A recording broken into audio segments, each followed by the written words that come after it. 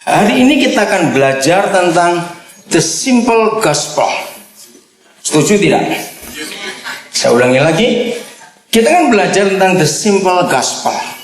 Saudara, ternyata seringkali kita beranggapan yang menghalangi orang tahu kebenaran itu pasti iblis, pasti dosa, pasti yang lain-lain. Tidak.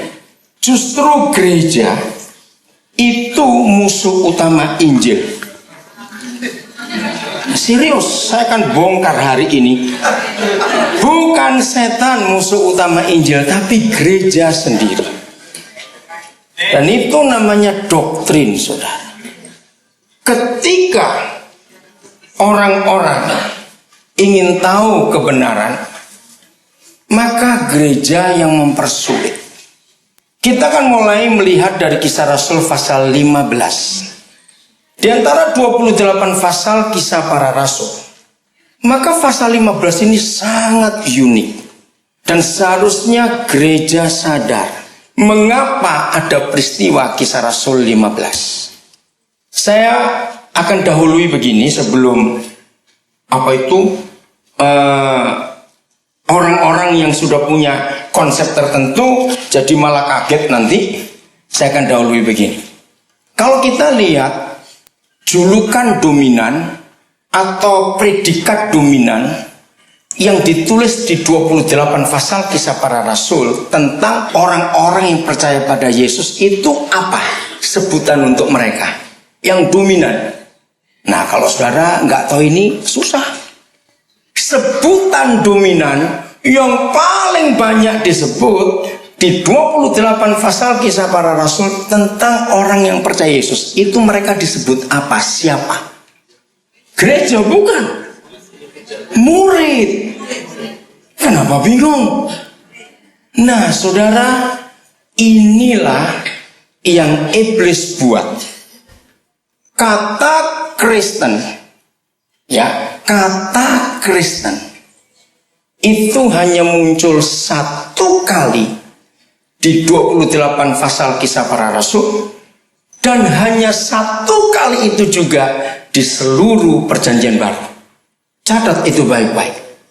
Tetapi mengapa yang justru Yahweh Tuhan tidak setuju, kita setuju? Betul tidak? Bapa di surga sangat tidak suka dengan kata Kristen. Mengapa dia tidak suka dengan kata Kristen? Sebab kata itu tidak pernah ada di hatinya dan di benaknya, setitik pun tidak ada. Kata Kristen itu justru muncul dari mulut orang kafir. Loh, ya atau tidak? Kok seperti nggak pernah belajar Alkitab saja? Karena kok mukanya bengong semua. Ini serius, saudara. Dan yang sekarang menjadi penghalang utama orang kenal kebenaran justru kata Kristen ini. 15 tahun yang lalu saya pernah sharing dengan Pak Yonatan Patiasina waktu itu. Saya berkata begini, tugas terberat gereja sekarang ini, maaf saya ngomong dulu, Ron sudah beres? Oke. Tugas berat gereja adalah mengeluarkan Yesus dari kekristenan. Kok nggak berani amin? Serius. Tugas berat gereja sekarang bukan ngurusin setan, tapi bagaimana dunia bisa diyakinkan bahwa Yesus Kristus Tuhan kita itu bukan beragama Kristen. Dia tidak beragama Kristen dan dia bukan pendiri agama Kristen. Katakan amin. Ini yang merusak, saudara. Kalau lihat wajah saudara, wajah bingung, saya beri ilustrasi begini. Suatu hari entah terjadi apa, tidak tahu, tapi misalnya ada di antara saudara satu keluarga lagi perlu beras, yang satu keluarga lagi perlu minyak goreng, keluarga lain lagi perlu garam, keluarga satu lagi perlu kecap, yang satu lagi keluarga lagi perlu garam, gula, ya pokoknya kebutuhan sehari-hari. Nah, kalau saudara Islam, dengarkannya, keluarga yang kedua itu Buddha, keluarga yang ketiga itu Hindu, pokoknya yang sektarian lah. Ketika masuk ke toko untuk mencari yang kita perlukan, Ternyata hari itu semua barang kebutuhan sehari-hari ada label. Ada beras Buddha, beras Hindu, beras Kristen, ada gula Kristen, gula Islam, gula Buddha, dan seterusnya. Mengerti ilustrasi ini? Kenapa, Bu? Enggak apa-apa, saya mau tahu dari floor ini. Nah, pilih yang mana? Kalau kita orang Kristen, apalagi yang fanatik itu, begitu mencari kebutuhan sehari-hari nggak ada yang label Kristen, jujur, pulang. Nah, ini masalah. Loh, betul tidak, Saudara? Ketika kita membawa Sang Juru Selamat dengan label Kristen, yang lain bagaimana? Jujur, yang lain bagaimana? Loh, saya tanya, nolak atau tidak? Pasti. Dengarkan ini baik-baik. Ini masalah terbesar. Yang berikut, saya berikan dulu lontaran-lontaran. Sebelum saya lupa, kata murid yang dominan ya. Kenapa? Ajak saudara brainwashing dulu ya, cuci otak dulu, supaya kita bisa punya paradigma yang benar tentang Injil itu sendiri. Begini cuci otaknya. Kalau kita mendengar kata murid, maka sikap, sifat, karakter, kebiasaan, kesukaan. Begitu mendengar kata murid, muncul kata apa? Belajar. Jangan bilang berdoa, nggak ada itu. Belajar. Oke? Ayo kita lihat fakta ini. Yang berikut. Kalau kita disebut murid, hobinya makan, lain cerita. Pasti bukan murid dia, gelojo. Nah, itu saja. Nah, kalau kita ini murid, suka belajar. Yang ketiga, murid itu senangnya belajar yang sudah diketahui atau belum diketahui. Wih, pintar semua. Hebat. Tapi kita bodoh. Di mana kita bodoh? Ketika Roh Kudus datang dengan hal-hal baru, gereja langsung nolak. Sesat. Akhirnya yang disebut diri gereja itu nggak pernah ingin tahu hal-hal yang baru. Selalu mengulang. Dan semua yang diulang namanya doktrin. Catat itu. Dan doktrin itu buatan iblis dalam nama Yesus, saya berkata. Dari mana saya berani berkata, tunjukkan doktrinnya siapa saja. Itu pasti buatan iblis. Karena doktrin cirinya cuma dua. Merendahkan dan tidak mengakui yang lain. Jawab ya atau tidak. Siapa yang suka merendahkan orang lain dan tidak mengakui orang lain? Iblis. Yang kedua, doktrin itu menggeser posisi Yesus sebagai kebenaran. Sang kebenaran. Kalau saya pakai istilah ini, bahasa Sanskerta sang, ini pribadi yang kudus. Mengapa saya berani berkata bahwa doktrin itu menggeser posisi sang kebenaran? Sebab begitu orang Kristen tertentu pegang doktrin tertentu, pasti dia akan menganggap dirinya paling benar lebih dari yang lain. Dan hasil dari dua hal yang disebut doktrin tadi namanya perpecahan. Saya minta saudara catat ini baik-baik.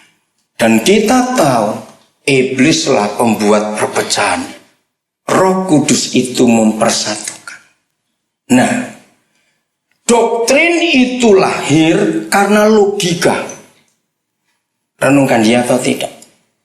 Kalau kebenaran itu lahir karena hati, beda sekali. Maka itu kebenaran tidak bisa dinalar. Setuju saya ngomong ini? Karena kebenaran diterima dengan iman, bukan dengan logika.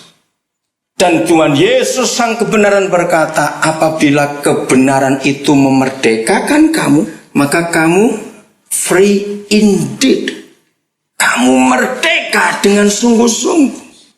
Tetapi doktrin membelenggu, saudara. Kebenaran itu rileks. Doktrin itu kaku dan menegangkan. Kebenaran itu membuat orang rilis. Tapi doktrin melelahkan, saudara. Kebenaran itu membuat orang betul-betul free indeed. Ada kata itu saya suka sekali. Tapi doktrin itu memecah belah, mengkotak-kotak. Nah, begitu Roh Kudus didoktrin, maka dia menjadi baku. Betul? Doktrin itu baku. Apa kata lain baku ya? Kaku, statis. Kebenaran itu fleksibel. Kebenaran itu air. Doktrin itu es batu. Ini ilustrasi yang paling tepat saya terima dari Roh Kudus. Indah sekali. Es batu sebelum membeku, dia itu air. Kalau dia air, maka dia itu bisa menyesuaikan tempat di mana dia ada. Kalau doktrin jadi kaku dan harus dipatahkan dulu, maka itu kitab suci kita adalah satu-satunya kitab suci agama di dunia ini yang harus, dengan kata ini, yang harus diterjemahkan ke semua bahasa manusia. Sebab dia kebenaran yang fleksibel. Kalau doktrin tidak boleh.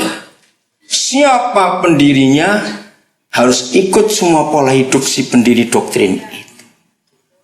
Doktrin tidak akan pernah suka yang baru. Doktrin hanya mengulang-ulang yang ditemukan oleh pendirinya dan sudah ratusan tahun yang lalu. Kasihan Tuhan. Serius kasihan Tuhan. Sebab dia berfirman, bagi kamu yang mengasihi aku sediakan sesuatu yang memenuhi 3 kriteria. Yang matamu tidak pernah lihat, yang telingamu tidak pernah dengar, yang tidak pernah timbul di hatimu. Di kitab apa itu? 1 Korintus 2:9. Nah, kalau kita mengacu, mau pergi dulu John? Kalau kita mengacu 1 Korintus 2:9, berarti doktrin itu 1000% salah. Lagi sekali, yang Bapa sediakan buat yang mengasihi dia selalu ada di 3 kriteria ini. Nah, sekarang tunjukkan kepada saya segala sesuatu yang memenuhi 3 kriteria ini, yaitu mata tidak pernah lihat. Baca teliti. Paulus tidak menulis yang mata belum pernah lihat. Dia tidak menulis yang telinga belum pernah dengar. Dia berkata tegas, tidak pernah. Dan kita tahu bedanya belum pernah dan tidak pernah. Nah, dengar pertanyaan saya. Sebutkan kepada saya dengan 1 kalimat. Segala sesuatu yang memenuhi 3 kriteria ini. Yang mata nggak pernah lihat, yang telinga nggak pernah dengar, yang nggak pernah timbul di hati manusia. 1 kata, bahasa asing, lebih gampang. Surprise, susah benar. Lu betul tidak? Surprise. Nah, doktrin tidak pernah surprise. Sudah tahu. Ya itu lagi. Tapi kalau Roh Kudus, tiap kali dia bekerja buat kita, wow, ada apa lagi nih? Oh iya, wih, tepuk tangan saudara. Nah, inilah murid. Kemarin salah seorang anak kami, saya bangga. Dia dapat nilai tertinggi di Institut Pertanian Bogor. Dia diakui sebagai orang Indonesia pertama. Dia lulus doktor. Nanti minggu depan akan sidang terbuka dan saya harus hadir. Kemarin sidang tertutup. 8 profesor, 3 rektor. Kenapa? Dia anak yatim piatu, sudah. Saya dapat dia waktu dia lulus SMA tahun 96 yang lalu. Tanpa masa depan, gak tahu mau kemana. Jam 9 kurang 10, waktu barat, saya ada di Papua. Istri saya yang terima telepon, bilang, Maksi telepon, dia bilang. Oke, akhirnya saya telepon balik. Pas 10 menit lagi, saya akan sidang tertutup, saya minta Papa doakan. Kalau saudara sering dengar PBB, ya, dalam environmentnya itu kan ada apa sih, karbon apa namanya? Saya kok lupa. Yang pokoknya negara-negara yang bisa menurunkan emisi karbonnya dibayar, bukan? Nah, anak ini menelitinya itu CO2 karbon yang ada di laut. Dan dia adalah orang Indonesia pertama yang meneliti itu. S2-nya dia lulusan Perpignan, Prancis. S1-nya dia lulus Samuel Ratulangi, Teknik Kelautan. Nah, S3-nya di Bogor. Malam ini saya akan ketemu dia di Bandung, kami akan ke Bandung. Besok salah seorang anak kami akan menikah jam 11 pagi. Saudara, kenapa saya beri contoh itu? Gereja sangat bodoh. Tidak mau menerima hal-hal baru dari Roh Kudus. Ini yang membuat gereja ketinggalan dengan teknologi yang ada di dunia ini, saudara. Saya nggak ada waktu untuk menguraikan 1 Korintus 2:9 tadi. Tapi pegang firman itu, maka kita akan jadi orang yang luar biasa. Sungguh hebat sekali. Kalau nggak ada Steve Jobs, kita nggak punya alat gadget yang bisa touchscreen. Tapi orang Indonesia lebih hebat. Dia berkata gini, ternyata penemu touchscreen itu bukan Steve Jobs, tapi warteg. Saya bingung, kenapa warteg? Kalau kita pergi ke warteg kan nunjuk di kacanya, ini. Nah, itu touchscreen pertama di dunia. Orang Indonesia hebat juga. Berarti Steve Jobs belajar dari para pemilik warteg. Oke. Nah, bayangkan saudara kalau anak saya yang S3 ini lalu kembali belajar kimia SMA. Menurut saudara bagaimana? Lo coba jawab. Apa? Bodoh sekali. Nah, itulah gereja. Yang kita pelajari doktrin yang sudah umurnya ratusan tahun. Maka itu saya tidak pernah respect. Maafkan saya berkata apa adanya. Kalau saya dengar hamba Tuhan mengajar, menyebut nama ini sekian ratus tahun yang lalu, saya langsung keluar. Ngapain dengar cerita kuno? Jangan bangga dengan doktrin. Nah, saya kembali ke Kisah Rasul 15. Mengapa ada Kisah Rasul 15? Maka itu janjinya, kalau saudara menemukan hal-hal baru dari apa yang saudara dengar, jangan keluar, rugi saudara.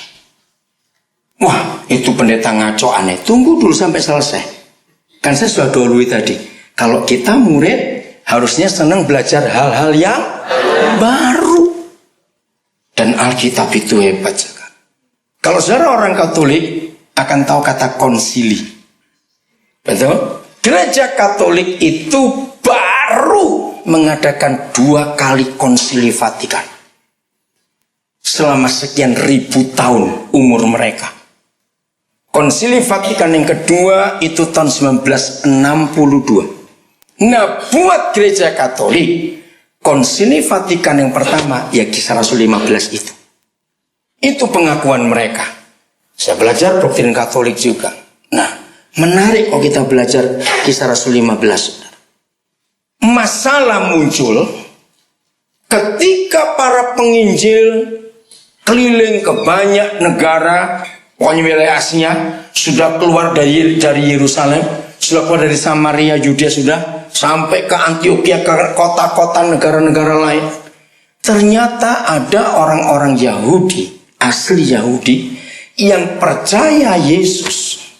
Itu memaksakan orang-orang yang mereka sebut kafir tadi, termasuk kita, yang percaya Yesus harus melakukan kembali adat istiadat Yahudi. Nah, mereka protes. Kami bukan orang Yahudi. Nah, itu sejarah Kisah Rasul 15. Wah, kalau kita meneliti itu betul-betul tegang gereja waktu itu. Nah, maka itu hari ini kita belajar the simple gospel. Gara-gara prinsip itu tadi.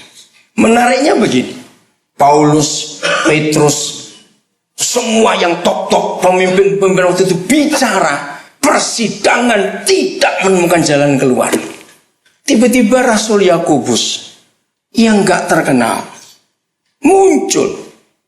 hanya dengan nasihat simpel, mengungkap kembali. Tolong saya lupa usah.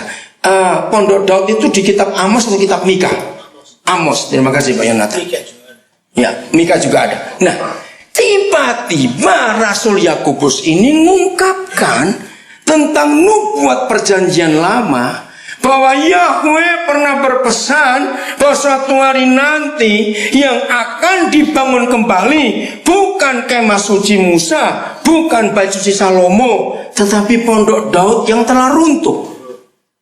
Yang menarik ibu bapak saudara-saudara, masalah yang begitu bulat bahasa Jawa, yang begitu kalau sudah benang yang kusut, yang sulit diuraikan mana ini ujungnya, sebab mereka masing-masing ngotot.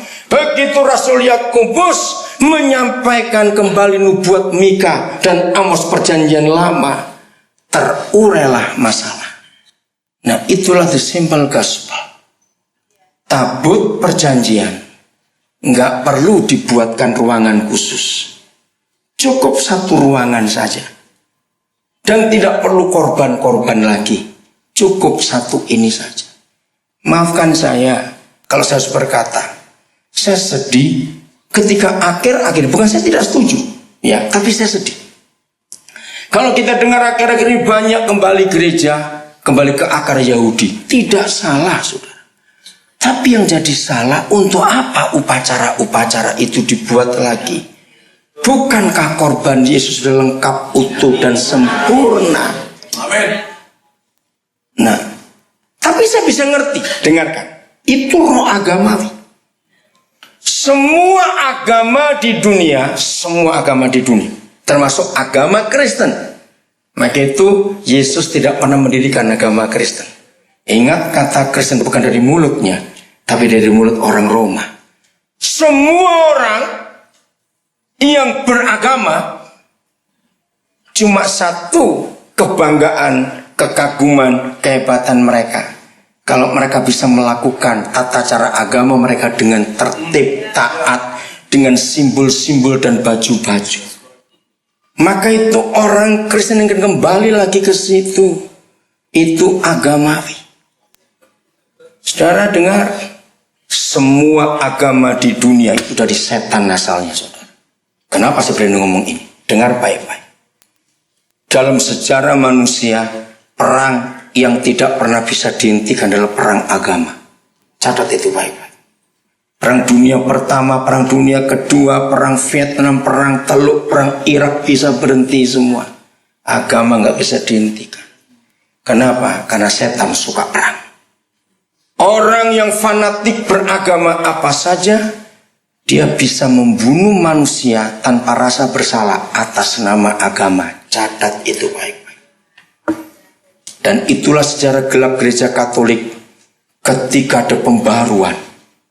Maaf, tapi ini fakta. Karena jadi agama, berapa banyak gereja Katolik membunuh anak-anak Tuhan yang menerjemahkan Alkitab ke bahasa mereka. Masih ingat sejarah itu? Berapa banyak mereka membunuh para pengikut Luther. Maaf, lihat perang Irlandia Utara sudah berapa puluh tahun gak berhenti sampai hari ini. Hanya karena Kristen dan Katolik, Protestan dan Katolik.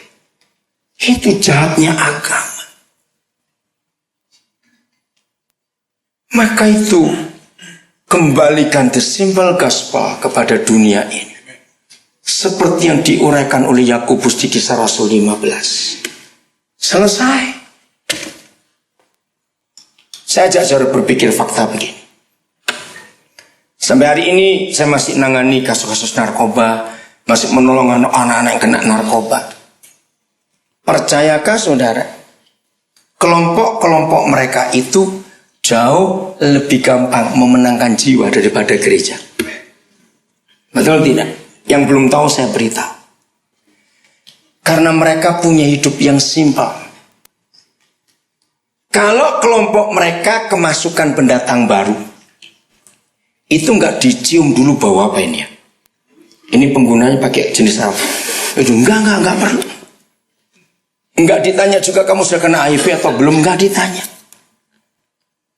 Begitu kalau anggota baru masuk, yang saya kagum, langsung mereka buka tangan, berkata kita senasib, ayo gabung. Itu yang saya terharu dengan mereka. Tapi kalau ada orang baru mau masuk gereja, didata dulu, isi formulir dulu, diselidiki dulu, birokrasinya ngeri sekali. Harusnya Injil itu simpel, sederhana. Tapi gereja karena doktrin mempersulitnya. Kemarin siang jam 1:30 waktu Papua, saya membaptis 5 orang dari Muslim. Tuhan jamah mereka. Wah, itu luar biasa. Itu kesaksian yang hebat sekali. Dan mereka semuanya cerita. Nggak ada yang nginjilin. Saya juga nggak berkata Injil. Tapi mereka tinggal dengan kami. Dan mereka hidup bagaimana. Mereka lihat bagaimana cara kami hidup. Injil itu sederhana. Katakan amin. Sangat simpel. Jangan dipersulit lagi. Kasih itu sederhana. Betul, doktrin yang ribet. Ini yang kita harus buang betul-betul, saudara. Nah, jadi tugas kita untuk kumpul di sini hari ini dari pagi dari sampai sekarang. Bagaimana Yesus dikenal bukan sebagai orang Kristen. Yesus biarkan Yesus apa adanya. Maka itu satu-satunya agama di dunia yang tidak ada simbol-simbol dan tidak ada tanda-tanda pakaian, hanya kita. Betul? Semua agama di dunia kita langsung tahu. Itu pasti Islam, ini pasti Hindu, ini pasti Buddha, ini pasti Hare Krishna, ini pasti Bahai, ini pasti kita tahu. Karena kelihatan. Tapi Yesus Tuhan hanya berkata simpel. Di Yohanes 13 ayat 33 sampai 35. Maka semua orang akan tahu bahwa kamu itu pengikutku kalau kamu, that's it. Enggak pakai embel-embel. Kalau kamu saling mengasihi. Anak saya yang dari Sumatera Selatan gak ikut hari ini. Dia jadi saksi, saudara. Waktu itu kami baru pulang dari pedalaman Kalimantan Barat. Kami harus berangkat jam 2 pagi dari Ngabang, Kabupaten Landak, untuk ngejar pesawat pagi yang jam 6:30 Batavia. Nah, kami turun sampai di Cengkareng, kami gak sempat makan. Karena mepet, jadi langsung boarding. Nah, turun di Cengkareng ada yang lapar. Nah, terus anak yang dari Sumatera Selatan ini bilang, aduh, Pak, saya lapar. Oke, yang lain tunggu barang, kami berdelapan, yang lain tunggu barang. Saya ajak dia keluar. Ternyata 3 ngikut, lapar juga, oke. Antri. Ya. Begitu antri makanan itu, di meja sebelah kiri, waktu kami antri, saya paling belakang, yang 3 di depan, tapi ada lagi. Saya lihat satu keluarga dengan 3 anak. Anak bungsunya laki-laki kira-kira umur 4 tahun, saya nggak ingat. Nah, mama papanya lagi kotor tangannya. Terus saya lihat anak ini mau buka botol minum, tutupnya. Tapi nggak bisa.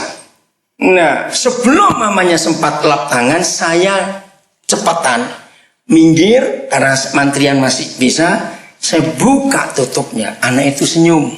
Saudara, ini ibunya spontan. Dengarkan. 3 tim ini jadi diskusi berhari-hari. Gini kata ibu itu, Bapak Kristen ya? Saudara dengar. Lalu saya diskusi dengan mereka. Jadi menurut kalian, mereka Kristen atau bukan? Bukan. Nah itu dia.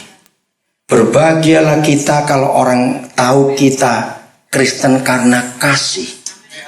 Bukan karena simbol-simbol agama yang kita pakai. Apalagi kalau kita melihat surat Paulus. Satu-satunya manusia di dunia ini. Satu-satunya manusia di dunia ini yang memberitahukan kepada kita bagaimana ciri atau kondisi manusia akhir zaman. Itu cuma tulisan Paulus di 2 Timotius pasal 3. Masih ingat? Kalau kita simpulkan, hanya ada satu kata. Manusia akhir zaman selalu berkata, I don't care. I don't care. Baca ayat itu baik-baik. Ketika gereja tampil dengan I do care, Dunia kan bingung. Ini makhluk dari planet mana? Saudara perhatikan ayat-ayat itu. Saya bersyukur saya dapat anugerah untuk bicara the simple gospel dimanapun saya pergi. Teolog yang membuat Alkitab jadi ruwet, rumit, sulit. Katakan amin, kok saya ragu-ragu. Itu teolog-teolog itu yang membuat Alkitab rumit, gak karu-karuan. Yesus itu pribadi yang sangat simpel, betul? Baca 4 Injil akan kagum. Nggak punya duit, nggak pusing. Cari ikan aja ada. Ikan apa duitnya di mulutnya. Beres. Maka itu saya lihat pendeta-pendeta kaya itu nggak alkitabiah itu sudah. Serius nggak alkitabiah. Harus bertobat pendeta seperti saya. Ini sebetulnya kemenakan saya itu jadi pimpinan pemuda di suatu gereja di Surabaya. Nah dia itu ngundang saya bilang tanya dulu gembalamu, pasti nggak boleh saya khotbah di situ. Boleh saya sudah tanya. Nah yang jadi pemimpinnya cucunya si pendeta. Saya sudah oke 14 Juli itu dari bulan Januari yang lalu. Tadi malam dibatalkan. Makanya saya bilang kan dia mengisempek kan sudah bilang nggak mungkin boleh mbak khotbah di situ. Gara-gara 2 buku saya, Intrik dalam Gereja. Nah ponan saya itu nggak tahu. Mbak nulis buku nggak bilang, ngapain bilang-bilang kamu cari sendiri sama.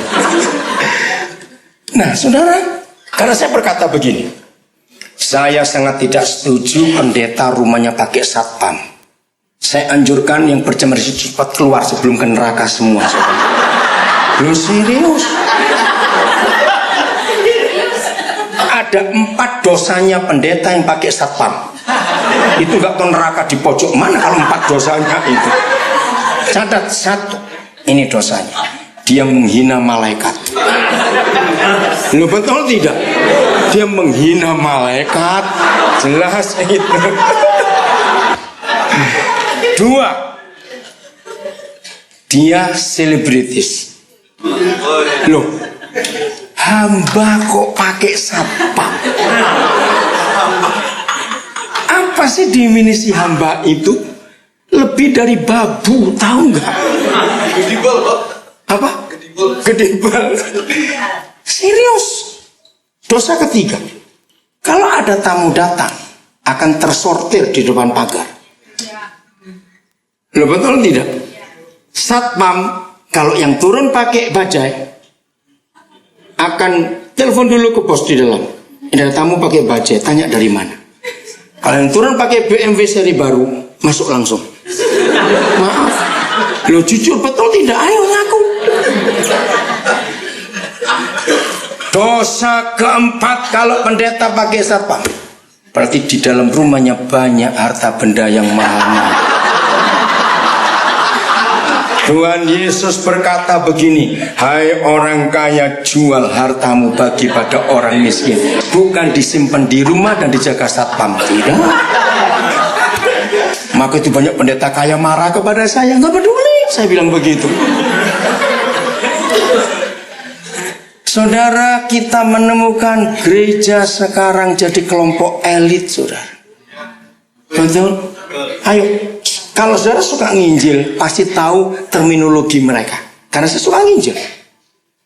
Ajaklah orang-orang yang di pinggir jalan. Ajaklah orang-orang yang sederhana ke gereja.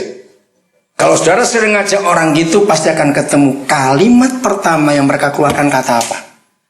Aduh, pakaianku. Berarti nggak pernah ngajak, karena saudara nggak tahu.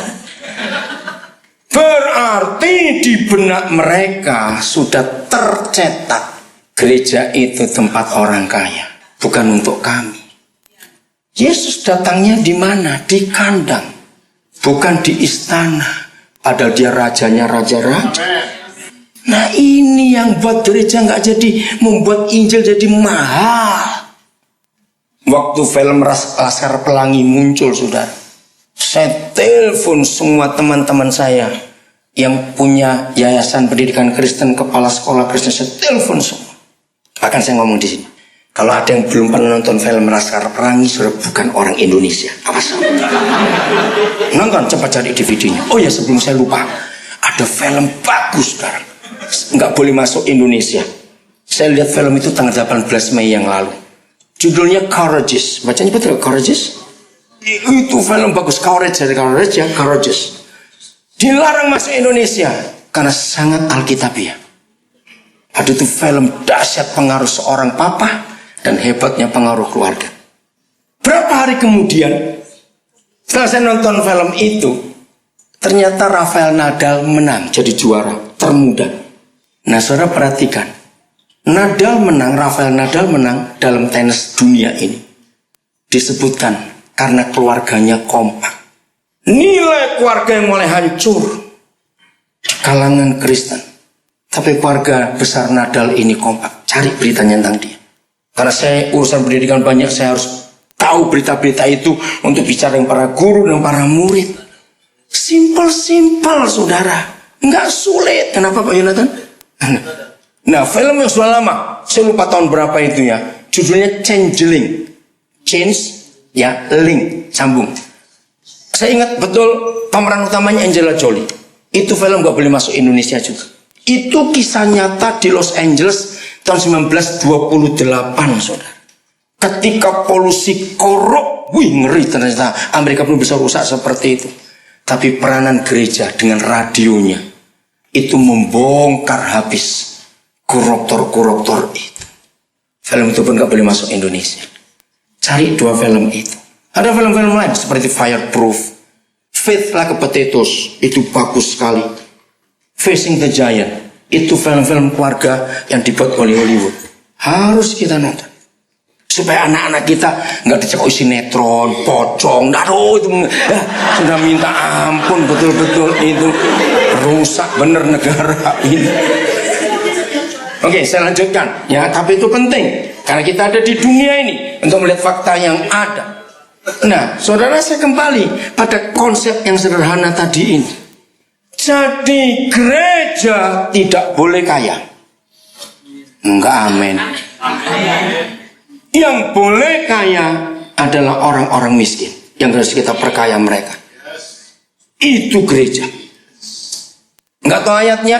Buka 2 Korintus 8 ayat 9. Awas bilang pura-pura enggak ada ayat. Saya terbiasa dipimpin Roh Kudus, bicara apa saja harus ada dasar ayat.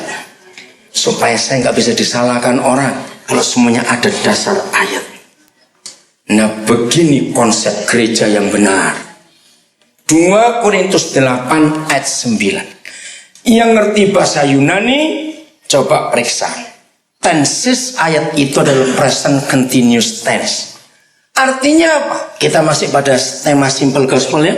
Ya, maaf kalau saya acak ngambilnya sana kemari, nanti saudara buat sendiri itu pasalnya, susun sendiri gambarnya apa nanti di rumah. Karena murid toh suka belajar. Menurut ayat ini, apa itu kasih karunia? Grace.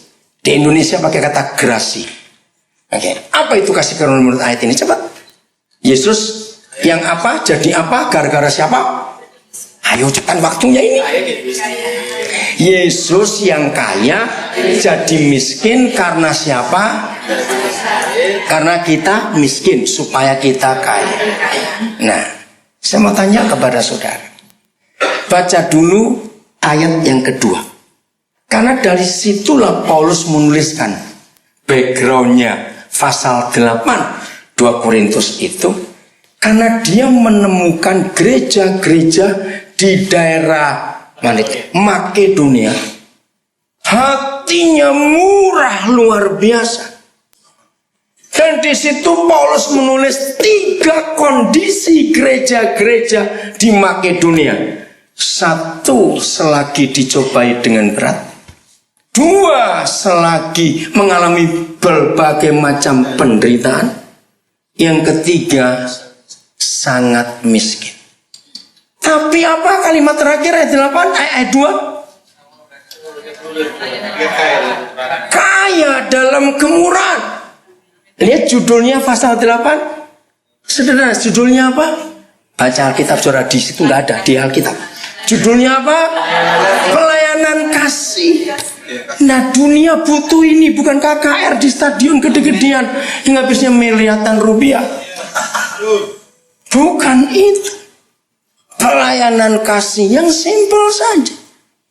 Saya harap orang Kristen harus sering nonton salah satu channel TV yang sangat kontroversial. DAI. Bukan dai bacanya. A itu kasih. Saudara akan malu melihat siaran TV mereka. Pernah lihat gak? Luar biasa. Mereka itu gak banyak ngomong. Kerja. Mereka tidak pakai doktrin Buddha. Siapapun mereka tolong, saudara. Dan kalau nolong gak tanggung-tanggung, saudara. Malu saya. Oh ya, saya kembali ke film Laskar Pelangi. Iya lupa tadi habis ngomong yang lain masalahnya. Oke, kata Pak Yonatan jauh banget. Yang mumpung ingat toh. Oke. Jadi saya bilang gini kepada teman-teman saya yang punya sekolah Kristen, kamu nonton film Laskar Pelangi itu melempar tai ke muka Yesus. Cadat, saudara. Kenapa? Loh, jawab, kenapa film Laskar Pelangi melempar tai ke muka Yesus? Jawab. Apa? Kasih salah. Dengar, ini konotasinya. Jujur ya, begitu kita mendengar kata sekolah Kristen, sekolah Katolik, muncul apa kata pertama? Nah, itu dia. Mahal. Tapi Islam bisa buat sekolah gratis. Maaf, saya bukan menyinggung, tapi kita tahu mereka kan nggak mengajar kasih, mereka ngajarnya balas kok. Kita yang tahu kasih dan belajar kasih dan menikmati kasih, tapi bajingan semua kita ini maunya duit terus. Betul tidak? Maka itu pendeta kaya salah 1000%. Pendeta tidak boleh kaya, harus suka membagi kepada orang lain. Dan ini ayatnya. Catat baik-baik. Pendeta tidak boleh punya deposito. Harus 0 seperti ayat 9 ini, saudara. Lu serius? Saya akan uraikan ayat 9, 2 Korintus 8.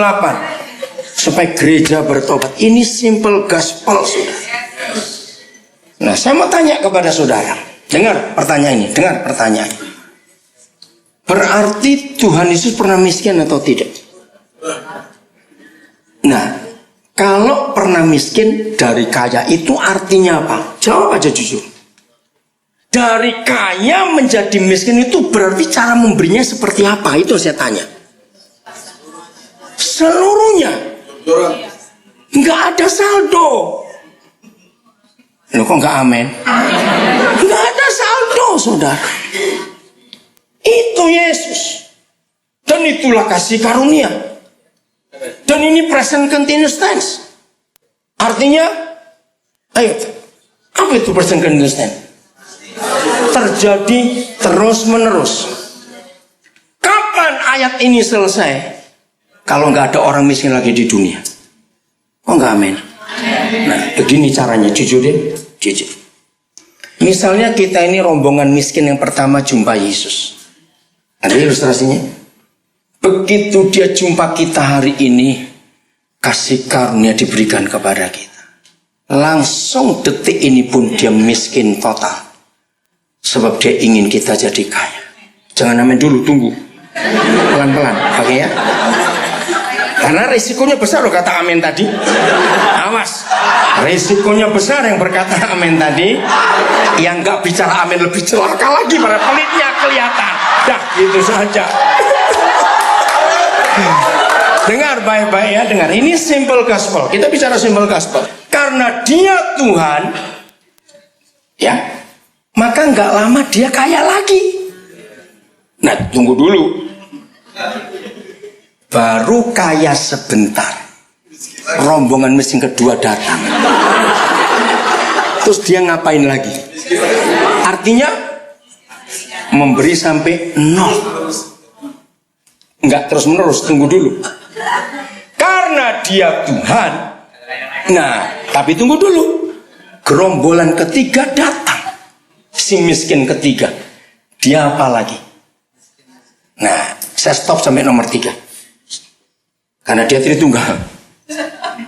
Kita yang mantan miskin pertama jadi OKB. Apa itu OKB? Orang kaya baru. Kita sering ketemu orang miskin tidak? Lanjutkan sendiri. Jadi saya tanya kok. Lanjutkan sendiri. Jadi kita yang mantan miskin, karena kasih karunia dari Injil itu kita menjadi kaya. Dan tidak boleh kita nikmati sendiri. Kita sering ketemu orang miskin, kita harus bukan berbagi, salah. Kalau bagi kita masih ada, itu salah kata berbagi. Beri sampai 0. Beda dengan berbagi. Tapi jangan takut, karena kita dekat dengan sumbernya. Nah, kok seneng kalau gini?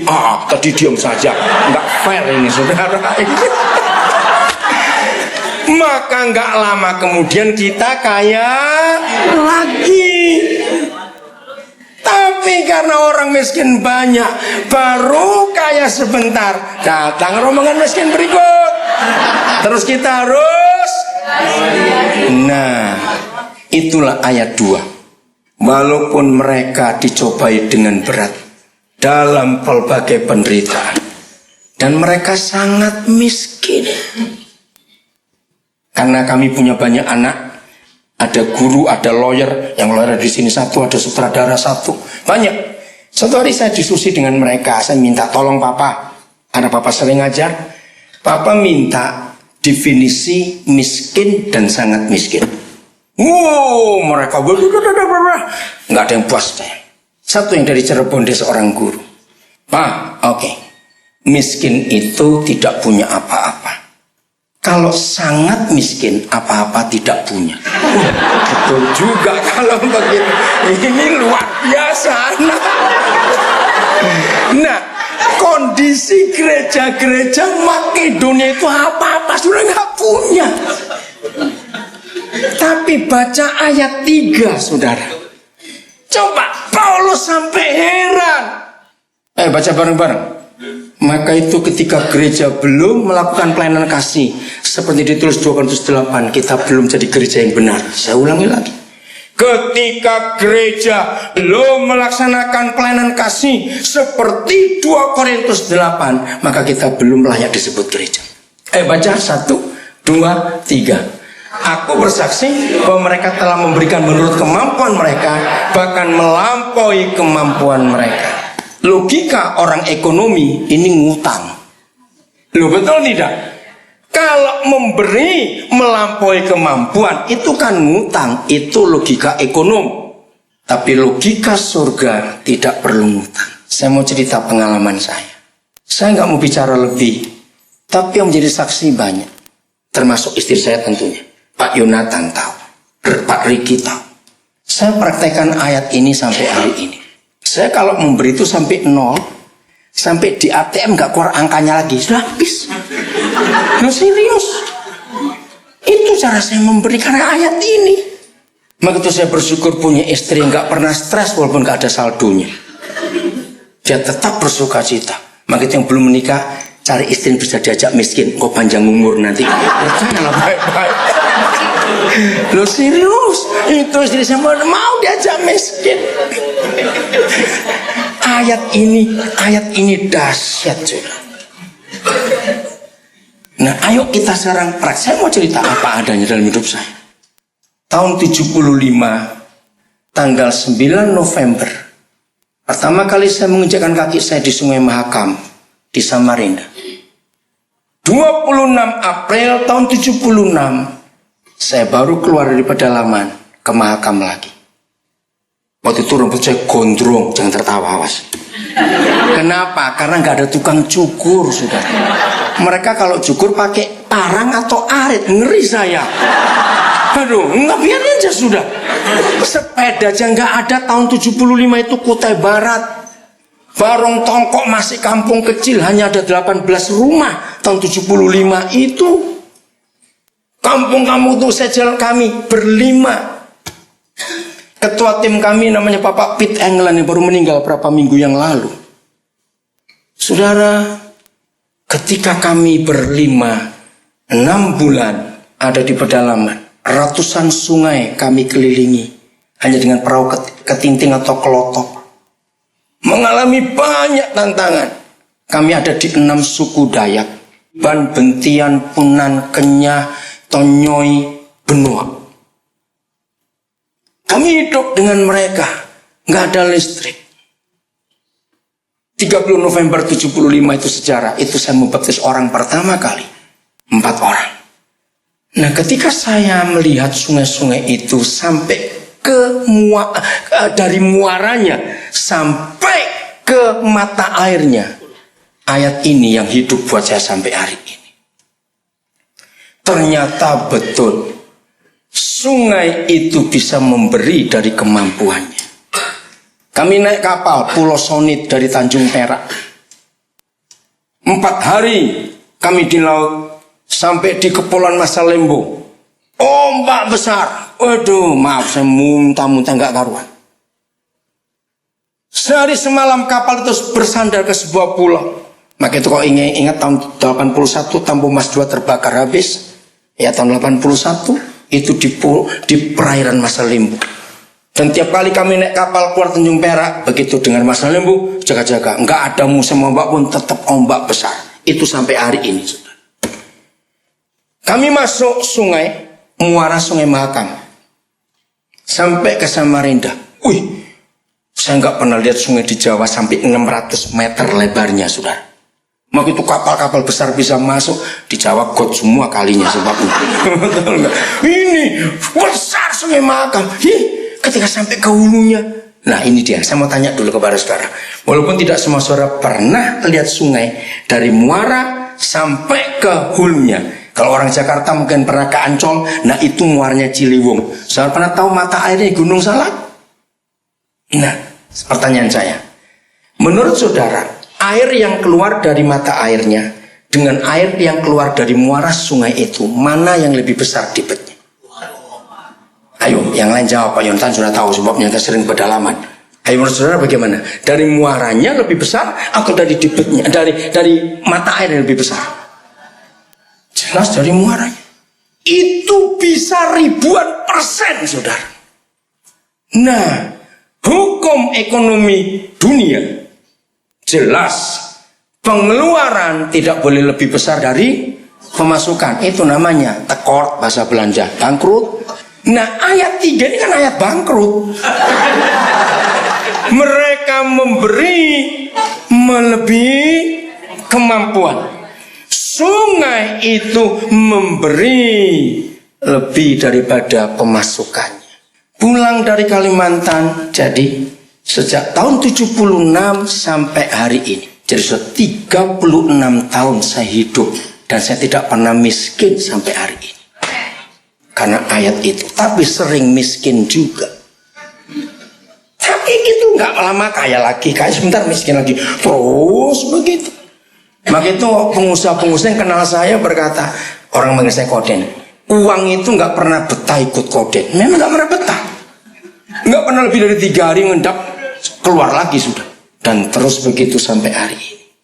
Saya satu-satunya pendeta mungkin yang ATM saya diketahui oleh banyak orang pinnya. Kenapa saya nggak pernah takut pinnya diketahui? Habis sering nggak ada duitnya.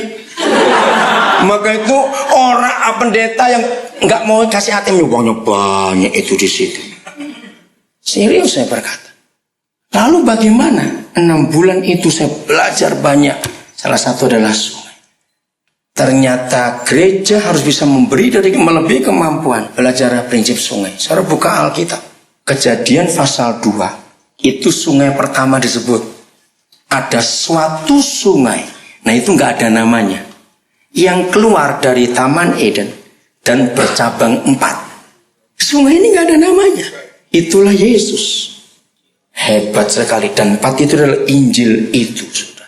Dan kenapa Pak Yonatan tambahkan? Nggak apa-apa.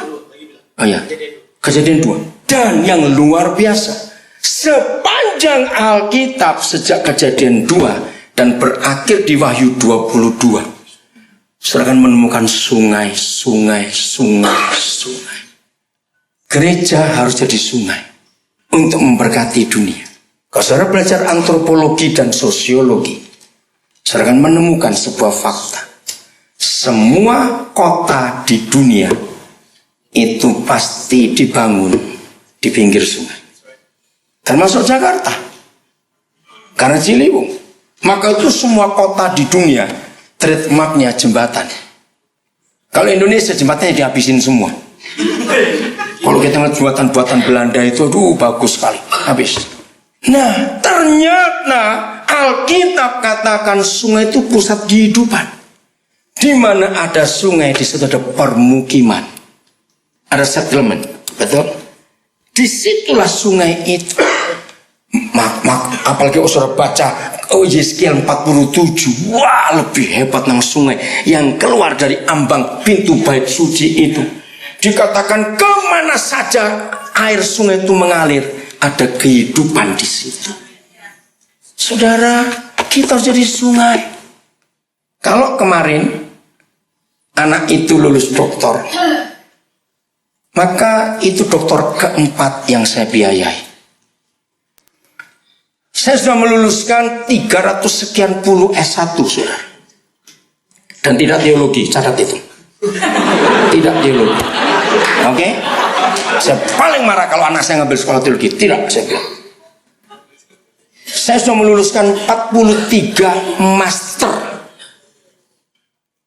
4 doktor, 11 dokter umum, 2 spesialis, dan 1 pilot. Ternyata Pak Wisnu pernah ketemu anak saya pilot yang di Amerika.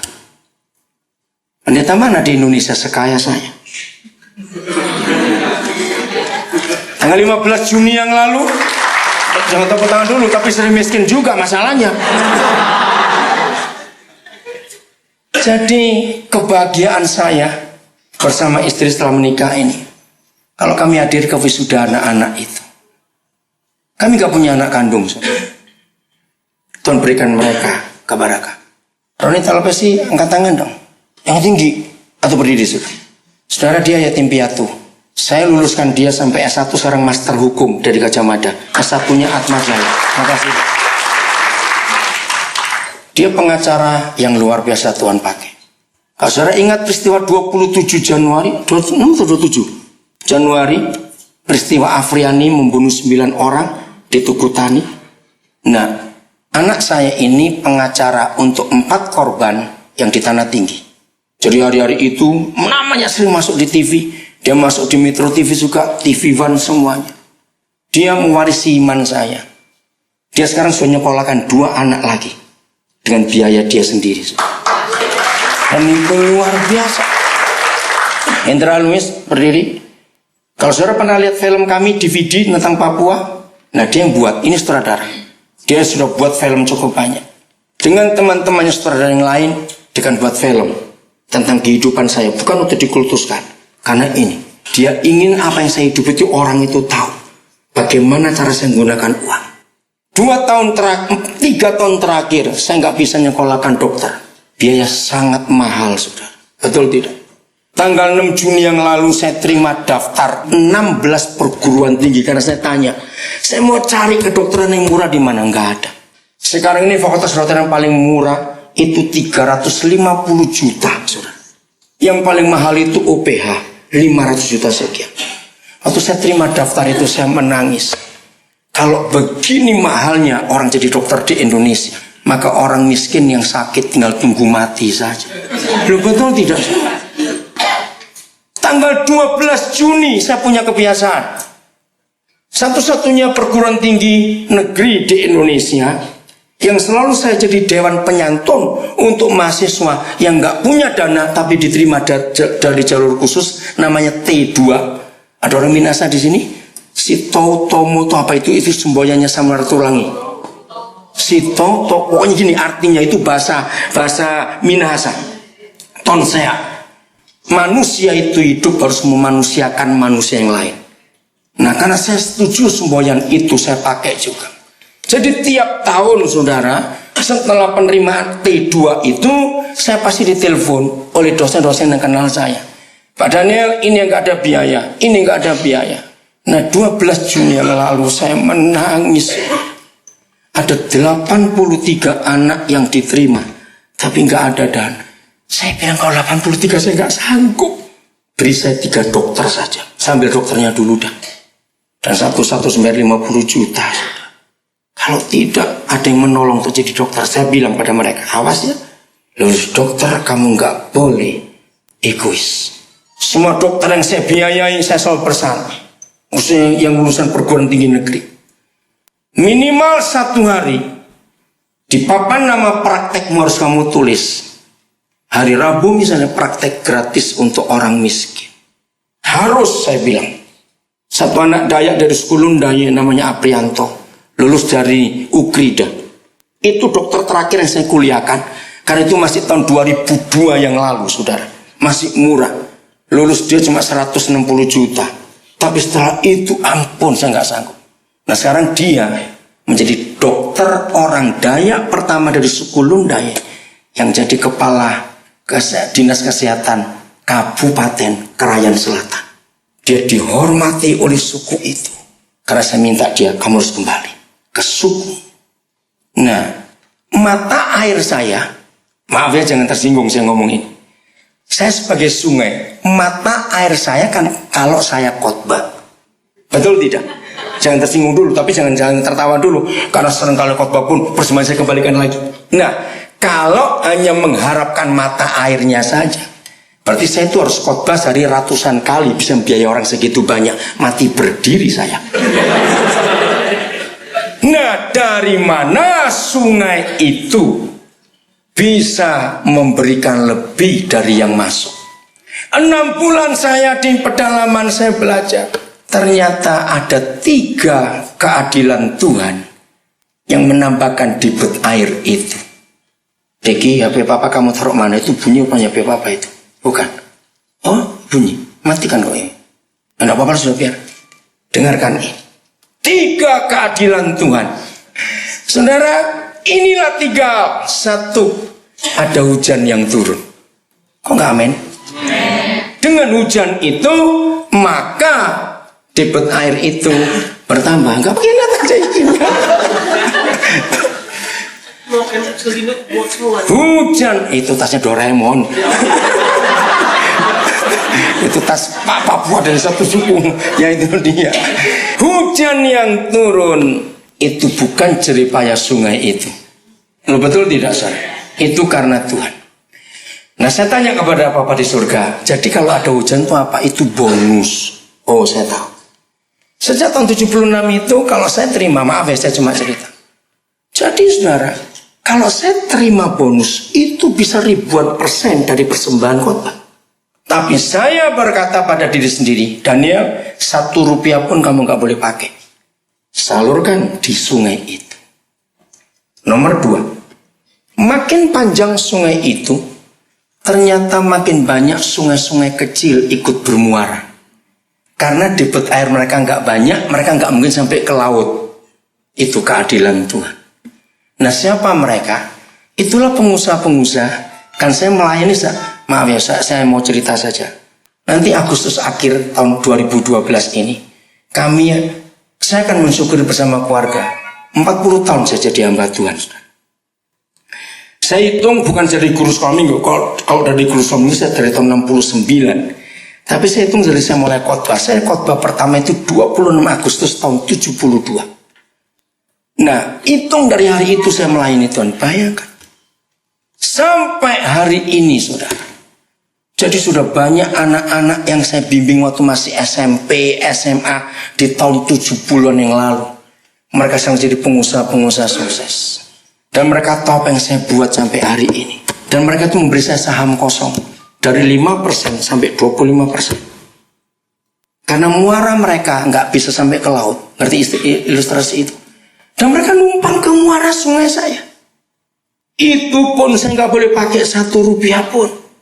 Harus mengalir. Dan itulah biaya yang saya pakai untuk biaya begitu banyak orang. Maka itu mungkin saya satu-satu pendeta yang tidak kaya dalam tanda kutip. Yang bisa buat sekolah gratis cukup banyak di Indonesia ini. Saya punya sekolah gratis cukup banyak. Yang ketiga, Makin panjang sungai itu, berarti makin banyak mata air tambahan yang muncul. Dan debit air itu bertambah. Maka itu sungai pemasukannya sedikit, pengeluarannya banyak, nggak pernah bangkrut. Ada keadilan Tuhan. Tahun ini saya akan mensyukuri pernikahan kami 20 tahun. Nah, waktu saya mau menikah, saya bicara pada istri saya begini. Income kita ada 2, saya bilang.